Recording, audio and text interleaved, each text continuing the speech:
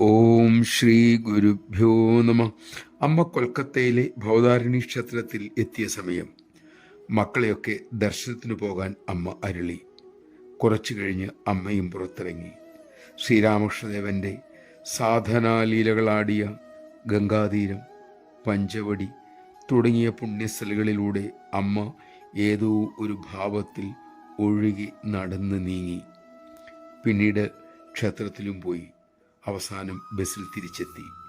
കൂടെ ഉണ്ടായിരുന്ന ഒരു ബ്രഹ്മചാരിണി ആ സമയം ശ്രീരാമകൃഷ്ണദേവനും ശാരദാദേവിയും കാളീദേവിയും ഒരുമിച്ചാടിയ പല ലീലകളും ഓർത്തു. ഏറെ നേരം ആ സ്മരണയിൽ മനം നീന്തി തുടിച്ചു. ഇപ്പോൾ ആ മഹാകാളി തന്നെ വള്ളിക്കാവിലെ മക്കൾക്ക് കുടിലിൽ ദർശനം കൊടുക്കുന്നു, അവരെ ലാളിക്കുന്നു, ശാസിക്കുന്നു, പോഷിപ്പിക്കുന്നു. ഇത്തരം ചിന്തകളിലൂടെ അവരുടെ മനം ഒഴുകി നടന്നു. ആനന്ദം തിരതല്ലി.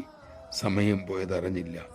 ഇതിനിടയിൽ അമ്മ പ്രസാദം കൊടുക്കുന്നു എന്ന് പറഞ്ഞ് അവരെ വിളിപ്പിച്ചു. പ്രസാദം കൊടുക്കുമ്പോൾ ജ്ഞാനസ്വരൂപിണിയായ അമ്മ അരുളി, എവിടെയും എപ്പോഴും ഇതുപോലുള്ള മനോനിലയിലിരിക്കാൻ ശ്രമിക്കണം. നമഃശിവായ.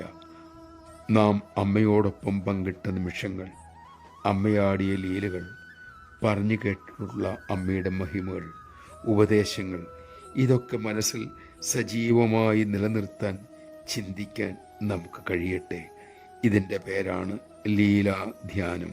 എപ്പോഴും ഓർമ്മിക്കത്തക്ക സുന്ദരമായ അനുഭവങ്ങൾ, മധുരമായ അനുഭവങ്ങൾ നൽകി അമ്മ നമ്മളെയെല്ലാം അനുഗ്രഹിക്കട്ടെ. ആ അനുഭവങ്ങൾ തിരിച്ചറിയാനും നമുക്ക് സാധിക്കട്ടെ.